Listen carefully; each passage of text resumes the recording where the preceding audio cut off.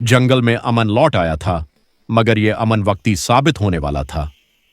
अगरचा खून पंजा और उसके भीड़िए शिकस्त खा चुके थे, मगर ताकत के खला ने नए खतरात को जन्म देना शुरू कर दिया था। शेरा ये बात बखूबी जानता था कि असल जंग कभी मुकम्मल तौर पर ख़त्म नहीं होती, वो सिर्फ शक्ल बदल लेती है। इसी एहसास के साथ वो हर सुबह जंगल के मुख्तलिफ हिस्सों का जायजा लेता, जबकि चिंटू उसके साथ साथ रहता, पहले से ज्यादा चौंकना और संजीदा। दिन गुजरते गए और जंगल बज़ाहिर पुरस्कून नजर आने लगा, मगर जमीन के नीचे, दरख्तों के पीछे और पहाड़ों की खामोशी में कुछ न कुछ खचाव मौजूद था। चिंटू ने सबसे पहले ये तब्दीली महसूस की। उसने देखा कि चीवंटियां अपनी कतारें बदल रही हैं, परंदे बलावजे हिजरत कर रहे हैं और सांरब दिन के वक्त भी बलों से बाहर निकल रहे हैं। ये सब निशानियां किसी आने वाले तूफान की खबर दे रही थीं। एक शाम, जब सूरज खून की मानंद सरख होकर गुरूब हो रहा था, एक जख्मी लोमड़ी जंगल में दाखिल हुई। उसके जिस्म पर जलने के निशान थे और आंखों में शदीद खौफ। उसे देखते ही शेरा समझ गया कि मामला संगीन है। लोमड़ी ने हानौपते हुए बताया कि मशरकी सहरा से आग के पंजों वाला चीता जंगल की तरफ बढ़ रहा है, जो न सिर्फ ताकतूर है बल्कि अपनी चालाकी और बेरहमी के लिए भी मशहूर है।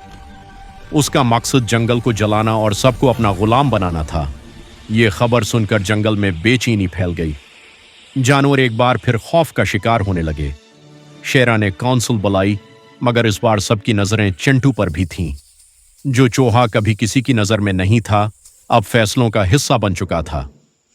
चिंटू ने सुकून से सबकी बातें सुने और फिर कहा कि यह दुश्मन ताकत से ज्यादा जहानत का खेल खेलेगा, उसलिए हमें भी सिर्फ ताकत पर इन्हिसार नहीं करना चाहिए।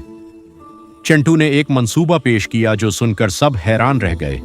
उसने तजवीज दी कि दुश्मन को बराह रास्त लिलकारने के बजाय उसकी कमजोरियों पर वार किया जाए। आग के पंजों वाला चीता रफ्तार में तेज था, मगर गुरूर में अंधा। अगर उसे गलत समत में उलझा दिया जाए तो वो खुद ही तबाही का शिकार हो सकता है। शेरा ने उस मंसूबे की मंजूरी दी, क्योंकि वो जानता था कि हर दुश्मन का मुकाबला एक ही तरीके से नहीं किया जा सकता।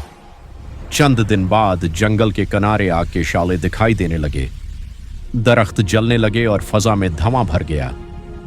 चीता अपनी पूरी कुव्वत के साथ दाखिल हुआ। उसके पंजों से चंगारियां निकल रही थीं। शेरा सामने आया, मगर इस बार उसने हमला नहीं किया। उस खामोशी ने चीते को मजीद गुरूर में मुब्तला कर दिया। वो शेरा को कमजोर समझ बैठा और यही उसकी सबसे बड़ी गलती थी। उसी दौरान चिंटू और उसके साथियों ने ज़ेर ज़मीन सरंगों के जरिए दुश्मन को एक दलदली इलाके की तरफ धकेल दिया। चीता अपनी तेजी के बाज़ जमीन की हकीकत को न समझ सका और आहिस्ता आहिस्ता दलदल में धंसने लगा। जब उसने खुद को आज़ाद करने की कोशिश की तो उसकी ताकत उसके खिलाफ इस्तेमाल होने लगी। शेरा ने आखिरी लम्हे में धाड़कर उसे खबरदार किया कि जंगल ताकत से नहीं, तवाज़ुन से चलता है। शिकस्त के बाद चीता को जंगल छोड़ने पर मजबूर कर दिया गया। एक बार फिर जंगल बच गया, मगर उस बार जानवरों ने एक नई बात सीख ली थी। उन्हें एहसास हो गया था कि हर दौर में एक शेरा नहीं होता, मगर हर दौर में एक चिंटू जैसी अक्ल होनी चाहिए। शेरा ने सबके सामने ऐलान किया कि जंगल की हिफाजत अब सिर्फ उसकी जिम्मेदारी नहीं बल्कि हर जानवर का फर्ज है। उस दिन के बाद जंगल में एक नया निजाम कायम हुआ, जहां ताकत और अक्ल को बराबर अहमियत दी गई। शेरा बदस्तूर मुहाफिज था, मगर चिंटू मुशीर बन चुका था। दोनों एक दूसरे के बगैर अधूरे थे, और जंगल के दरख्तों ने एक बार फिर सरगोशी शुरू कर दी थी कि असल हीरो वो होता है जो वक्त पर सही फैसला करे।